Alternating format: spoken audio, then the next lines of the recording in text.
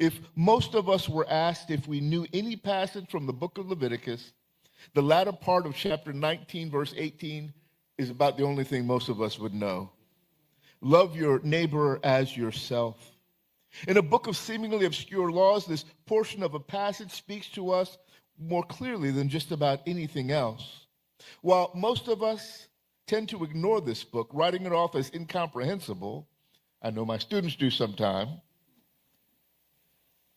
this is one half of a verse that resonates deep within most of our hearts. If we look carefully, we'll see that it's significant because on the surface, it is a call to love our neighbors as ourselves. It is a call that also is echoed by Jesus in places like Luke 10, where in it serves as a part of the setup to the story of the Good Samaritan parable. What is interesting is the power of this image. As Jesus marries Leviticus chapter 19, 18b with Deuteronomy 6:5, you shall love the Lord your God with all your heart, with all your soul, with all your strength, with all your veriness. He uses the same verb for love in both instances. In essence, the performative verbal quality of love that's called for by God is also called for to each other as human beings. Y'all didn't hear me. So one might say that we are to do for our neighbor not just what we are to do for ourselves, but what we are to do for God. An interesting thing happens, however, when we pull back from our focus on verse 18b and look at verses 17 and 18 together. There we see a number of nouns used to talk about those for whom our commitment is due. The words that are used here are literally the Hebrew terms for sibling, fellow citizen, people, and near and dear one. In essence, the passage calls us to love those people who are around us, people who are like us, people who are, in essence, close to us in identity and proximity as we love ourselves.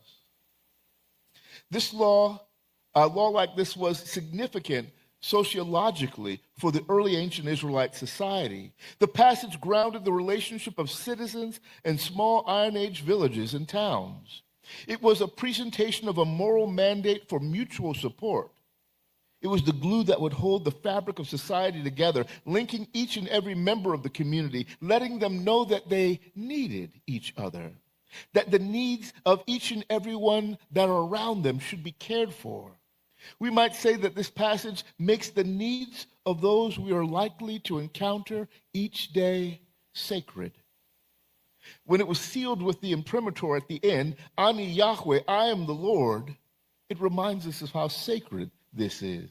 Amen? But there's a problem with this passage. As some scholars have noted, it almost seems as though it could be interpreted to say that the only people to whom we are obligated to show this kind of devotion are people who are around us and like us. It's likely an ancient Israelite reading this text might believe only persons that he or she was intended to love are those who were like them around them. And that's why verses 33 and 34 were added to this text. Leviticus 19:33 through 34. When an alien resides with you in your land, you shall not oppress the alien. The alien who resides with you shall be to you as a citizen among you. You shall love the alien as yourself. For you were aliens in the land of Egypt. Ani Yahweh Eloheka, I am the Lord your God. I like to say it that the first biblical law that we see here is the first one that comes with an amendment attached to it. In essence, it says we are to love the alien around us as we love ourselves. It is a corrective expansion of the scope of the law to ensure that those who are around us and unlike us are not left out of the circle of love that we share. That those who are around us and unlike us are also part of the network of mutuality, as Dr. King might say, and should be treated exactly the same way as those who are around us and like us. We might say it simply that we are called to treat those who are like and those who are unlike alike.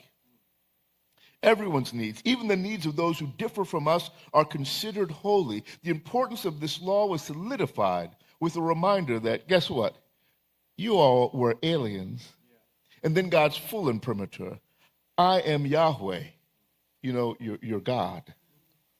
So as we wrestle with this passage that transcends the boundaries of sameness, that extends love to all regardless of their nation of origin, their immigration status, the color of their skin, the familiarity of their sexuality, the name they call God, the color, their creed, or context, they are all to be treated alike.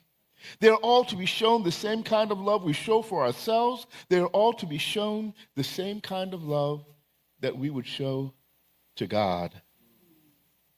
So as we sit here today in the midst of a country that is doing horrible things to so many people, those two brief sections of Leviticus 19 serve to remind us of our obligation to mutually support each other, to extend creative goodwill towards each other, to love each other. You see, in our contemporary politics, despite the current regime being lifted up by so-called Christian nationalists, despite the fact that the so-called evangelicals have supported a fundamentally anti-Christian agenda, despite the fact that prominent so-called Christian preachers have rubber-stamped ungodliness on steroids, there is something that defines the Christian faith that is missing from the politics of this moment. Amen? Frankly, our current crises are largely based on a lack of love. After all, love would never call our immigrant neighbors just seeking a better life criminals. It would never kidnap them at their churches and at their children's schools. It would never sentence them to torture prisons in El Salvador and alligator Auschwitzes in Florida swamps. That's not what love looks like. Love would never undo the progress of the civil rights movement. It wouldn't ignore the blood sacrifices of Malcolm and Medgar and Martin. It would not diminish the hard-won rights, demonizing them by calling them critical race theory or DEI.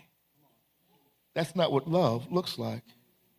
Love would never take away health care from tens of millions of hardworking, low-wage Americans. It would never underfund the Department of Education and undermine the quality of education for each and every school-age child. Would never give limitless munitions to Israel, not to protect itself, but to commit genocide against the poor Palestinian population who just want to live at peace in their own land. The problems we see in America today are largely based on a lack of love. They are not what love looks like. If only our love would flow so smoothly, would shine so brightly, would be extended so broadly, would be available to all. This is the kind of love that God calls for, an inclusive kind of love, an all-embracing kind of love, a collective kind of, not just liberation, but a collective kind of love. May it be so.